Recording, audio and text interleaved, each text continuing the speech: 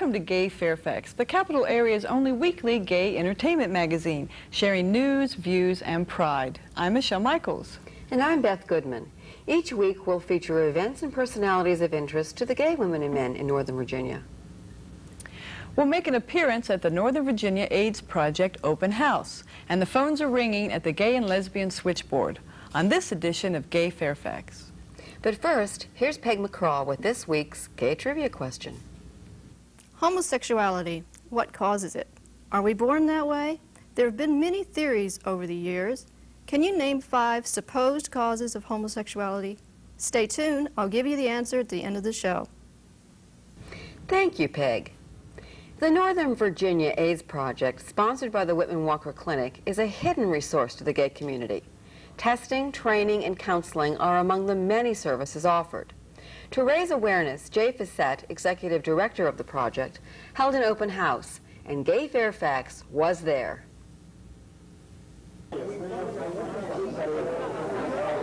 The Whitman Walker Clinic provides AIDS services to the metropolitan Washington, D.C. area. In order to serve the citizens of Northern Virginia better, the clinic established the Northern Virginia AIDS Project, known as NOVA Project. To celebrate the project's first anniversary, Executive Director Jay Fissette and his staff opened their offices to the community. I would like to welcome you all to the NOVA Project, Northern Virginia AIDS Project of Whitman Walker Clinic. In some ways, this open house is, I suppose, an anniversary celebration because the office, in fact, has been here in this spot for just over 2 years now.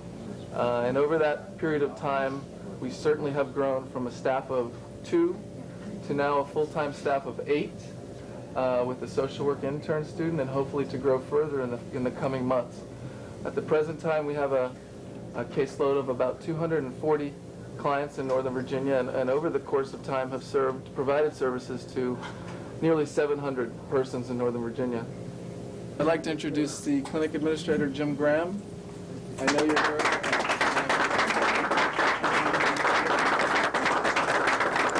Thank you very much. I just want to say very briefly a word of welcome to each of you, and thank you for coming. I also want to say a word of congratulations to Project NOVA. And I think Project NOVA is really everyone that's here tonight. It certainly, though, is the director of Project NOVA, Jay Fissette, and the staff and the volunteers, particular reference to the operating committee, and I've had an opportunity to meet and re-meet various members of the operating committee. I just want to congratulate you all for what you've done, because this is a very nice accomplishment that we can look at tonight and appreciate. Having been involved with the first seedlings in terms of Project NOVA, and remembering and talking to others about how difficult it was to locate space and locate a house, the Gary Thomas house. You know, to see us reach this point in time, and we're all on the edges of our seat concerning the Ryan White Care Act and the funding in Northern Virginia, which we hope will be continue successfully. And I know we have representatives here from the state of Virginia and from our county governments and so on, and we hope all of that will come out as well as we have predicted. And you know, all of this really bodes well. I mean, what this is about is community, you know, and I want to say that Whitman Walker Clinic is very, very proud of its lesbian and gay tradition. And I know there are representatives here tonight who are lesbian and gay activists, which that type of activism in Northern Virginia is a relatively recent experience, but it's a most positive and powerful one. And you know, in a place like Whitman Walker, with our service needs and the need for delivery for people with AIDS and others affected by the disease, really are the beneficiaries of the work that you all are doing. And I want to thank you all also, and say to you that we very much see ourselves together with you on these issues, shoulder to shoulder. And that doesn't mean that we're not interested in other people. It doesn't mean that we're not interested in other communities. It does mean, though, that we have a primary mission of which we are very proud. And so I wanted to also make that message today. It also is my privilege to introduce our clinic president, who personifies, I think, the quality of the volunteers that Whitman Walker attracts. This gentleman is a physician. Specifically, he's an ophthalmologist who takes time from a very, very busy, hopefully successful practice in the District of Columbia to devote a lot of volunteer energies to Whitman Walker, which includes, of course, the project here in Northern Virginia. And so this is Dr. Charles Epps.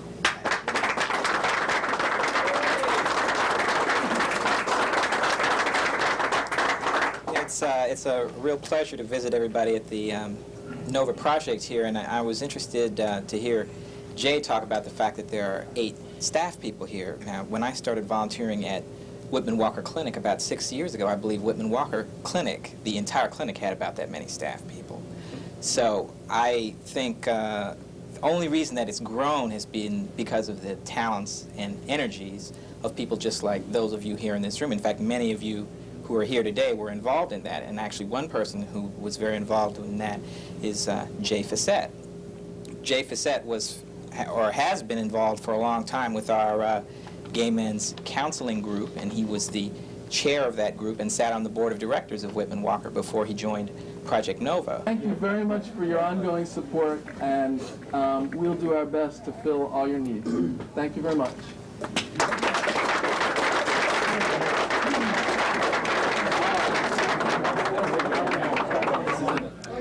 Hi, Barry Forbes from Gay Fairfax reporting at the NOVA Project Center in Arlington. I'm with James Fisher, who is the president of the Arlington Gay and Lesbian Alliance. James, tell me why you think the NOVA Project is so important in Northern Virginia. Well, Barry, Whitman Walker Clinic provides, for metropolitan Washington, a wide variety of services, but particularly for AIDS services, it's very important that you provide services where people live. And people often have a difficult time, particularly if you're ill, reaching services if they're far away. And so this is one way in which the clinic really extends its grasp much further than just the metropolitan, the core city. And so for us, I think that's very important, particularly for people who live in Arlington, but also for others in Northern Virginia that just cannot get into the city. Now, you're the president of the Arlington Gay and Lesbian Alliance. What does the group do to support the center on a regular basis?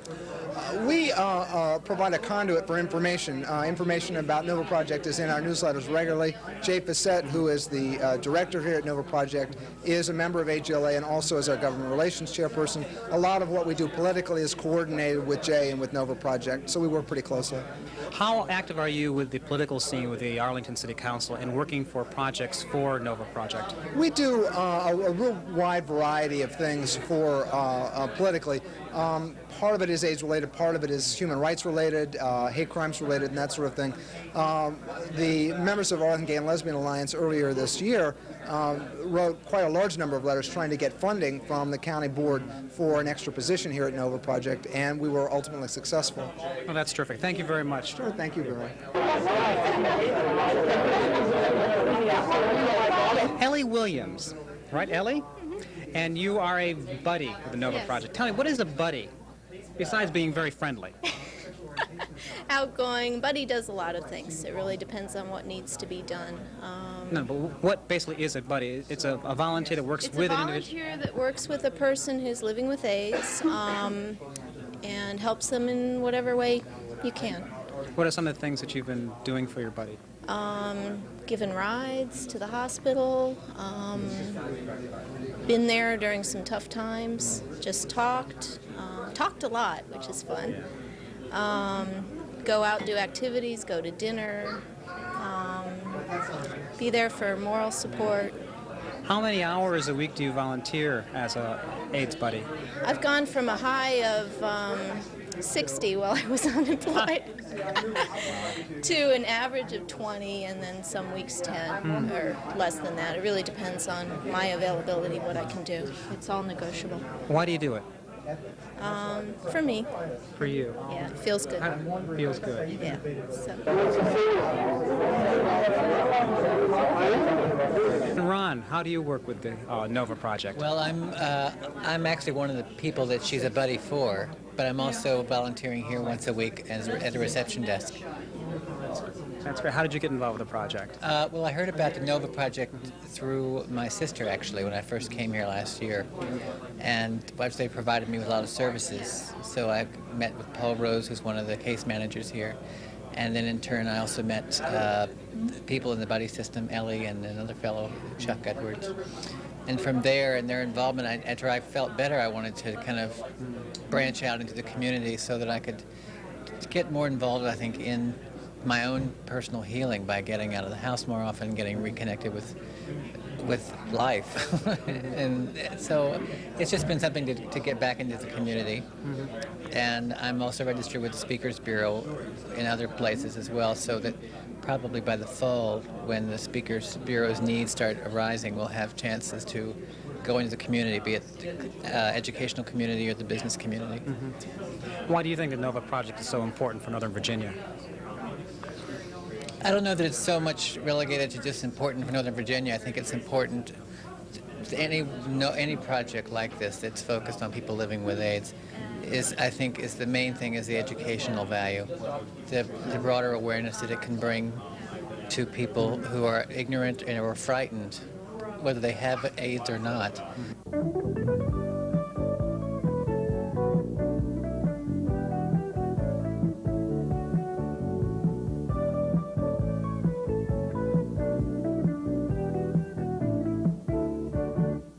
Join us.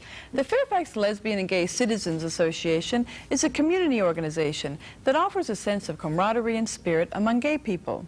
FLGCA sponsors various socials as well as political and educational projects. Don't put it off any longer. Join FLGCA today. For your copy of the latest FLGCA newsletter, write to FLGCA, Post Office Box 2322, Springfield, Virginia 22152, or call us at 703-451-9528. Have you ever needed to talk to someone who understands? The Washington, D.C. Gay and Lesbian Switchboard offers over-the-phone peer counseling in the metropolitan area. And as Gay Fairfax reporter Dorothy Hirsch found out, it's as easy as looking up gay in the phone book. Hi, I'm with Mark Huck and Peter Edwards of the Gay and Lesbian Switchboard. Mark is the secretary, and Peter tells me he's the treasurer-embezzler of the Gay and Lesbian Switchboard. Why don't we start with, how long has the organization been around? Well, we've been around since 1972. We've been incorporated since, I think, 1982. So we've been around for a while. Well, what kind of services do you provide? Well, we provide many services. First of all, we're a peer counseling service. We're in the gay community, staffed by gay people, to field calls from people who need to talk about things on their mind, be it a relationship or problems with family, or just anything they want to get off their chest. We also, one of the things that we do is we get calls from people who are just coming out, who need someone to talk to, but they don't know anyone, or need to be anonymous and talk about things that they couldn't talk with anyone else. So that's one of our services. And we also have a deaf to hearing communication service, TDD, where people call in and either need to speak to someone who's deaf, or a deaf person calls in, and we have a modem so that we can make that communication. So do you have people who speak Spanish? Do you have, well, you have some minorities. Do you have an outreach to the black community? Well, one of the things that we need to make clear is that we are a volunteer organization, and we request, we try to get volunteers from every segment so that we can represent the community that we're part of. We have minorities on our switchboard, but we could always use more women and more people of color to balance out what we are. So we have we have outreach. We do have a women's committee composed of all of the members of who are women, and they're automatically part of the women's community. You're on the committee.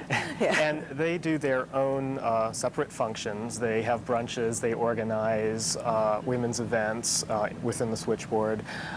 They find ways to recruit other women, because we're always looking for more women to staff the lesbian line, which is a permanent line on the switchboard.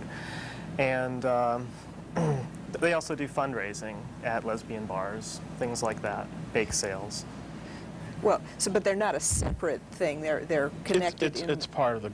It's just one of the things. We have different committees. We have the men's committee, the women's committee, of course. Yeah, tell me about the structure of your. I just start at the top. And well, our executive director. We have an executive director, and she's a woman. All right. Treasurer, secretary, of course. Vice president. We have publicity committee. Publicity, training committee, special activities committee, and publicity committee. I think that's all of them. There's 8 altogether. And the heads of those committees together form the board, and the board meets monthly to discuss what we're doing with fundraising, what events we're going to be staging, problems we're having. It's just like facilitation for the month. So are you profit or non-profit? You raise funds. What do you do with the funds? Peter, what do we do with the funds? Yeah, Peter. We are nonprofit, and we need to raise funds for general operating costs, telephone, rent, things like that. And also so that we can provide the services that we have to the gay and lesbian community. We are recipients, a long-time recipients of Brother Help Thyself. And we have fundraisers at bars around town, and as Mark said, bake sales and rummage sales and things like that to raise funds. But we can always use, donations and tax deductible. Exactly. Are these tax deductible? Since we are incorporated. Yeah, actually, fundraising has become a larger component of what we've been doing, because since the spectacular demise of the community center, which we're a part of all historically, we've had to be out on the open market rent-wise, and so we also need some kind of stability, because moving 4 or 5 phone lines every year, or even every other year, really does not thrill us. So we spend a lot of time looking for the place where we are now, and we're comfortable there for now, and the rent's okay. But it takes money. Money. Yeah, money. All right. Well, we'll mention money again at like regular interval. This is not a fundraiser. So what kinds of questions do people call in with? I mean, you have trained volunteers to handle basic things. Do you? Well, a little bit of our. Actually, we train our volunteers about 18 hours worth of materials, 18 hours of information to be able to handle the different counseling calls that we receive.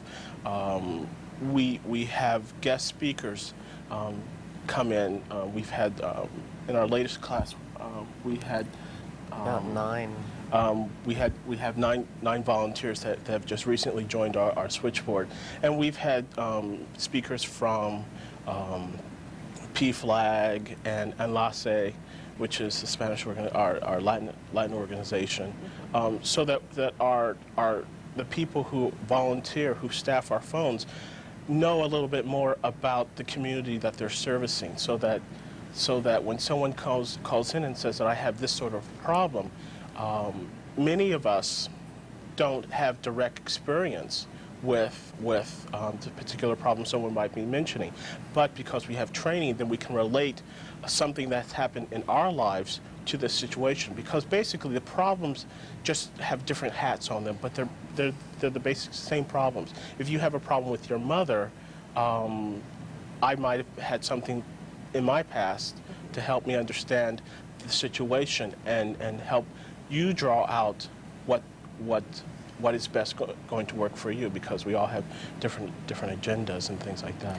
Training really emphasizes listening skills and also utilizes personal our personal history, our own personal experience, to listen to callers and to reflect, help them draw out their own solution to the problem. So you pretty much draw on their own inner, what they know, rather than telling them how to fix their lives. It's more... Exactly, because I can tell you how to do something, but if because of your socioeconomical background or because you're a woman and I'm a man, you would look at things differently. And so what the answer is for you would be totally different than for me. We can suggest how you can find what that answer is, because you have to live with what you're doing. We provide a service to help you find the answer. Not all the times we find it, but on the phone, but it's a beginning point. Mm-hmm. You're there. We're there. Yeah. Mm-hmm. So if a lesbian calls in, do lesbians tend to ask to speak to other lesbians, or are they just as happy to speak to a gay man? Is it, and versa versa? I've had that experience both ways, where a woman will call, ask to speak with a woman, and if I tell her none's available, she'll say thank you and hang up. I've also, you know, when I ask if I may help them, sometimes they'll talk to me instead, and it's not a problem, but it depends on the individual calling. So do you need more lesbian volunteers? Do you have is the lesbian line a full-time thing, or is it's limited by the number of volunteers you have who are? Well, yes, it is a full-time thing, but it is limited by the number of volunteers. If we had more volunteers, we could staff it more often, which is what we'd like to do. Okay. We ask our volunteers to staff the phones a minimum of 2 nights a week. Mm-hmm. And I think right now I'm sorry, 2 nights a month. And I think we have about 10 women who are on the switchboard, who are on who are members of the switchboard. And simple mathematics says that that's only, you know, 20 nights a month. So if we had more women, then we would be able to staff the lesbian line more often. Uh-huh. What are your hours? We operate from 7:30 at night till 10:30 at night. At night? Yeah. Every night. Every night. And where can people find information about you? Where are your flyers? Well, it's a good thing that you mentioned that. Why, thank you. We have information pamphlets that we pass out to different bars, to bookstores? The bookstores, Lambda Rise and Llamas, and things like that. Wherever gay people might congregate, we have brochures. We have a presence at Pride Day. Normally we have a booth, and we do some proselytizing there. Good. And also we're in service guides. We're in the Gay Yellow Pages. We're all over the place, actually. Yeah, in the phone book. And that's where we get a lot of our calls, because I remember when I was looking for help, I looked up in the phone book and looked for gay, and that's where we're advertised. So that's wonderful. One last thing, I know that you have a new services guide out that, can you give me like 15 seconds worth of services guide? Well, sure. This was in response to a couple of our needs. The fundraising aspect, we produce this with Training by Design in order to sell, but it also augments our referral service of the switchboard. It's a services guide for the Maryland, D.C. area, Virginia area, that's just organized into different kinds of services and organizations, similar to how the Blade organizes it, but much expanded. And there's just general listings, and there's also ads. So a very useful tool. Yes. Well, thank you both for coming to Gay Fairfax, Mark Huck and Peter Edwards from the Gay and Lesbian Switchboard. Thank you. Thank you. Thank you.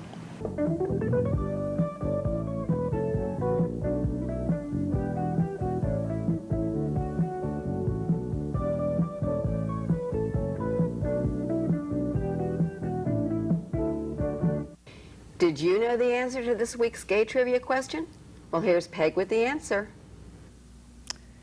Many of these alleged causes of homosexuality are laughable as well as just plain stupid. For both sexes, we have loud disco music, smoking marijuana, astrological influences, Libras, beware. For gay men, too many women teachers.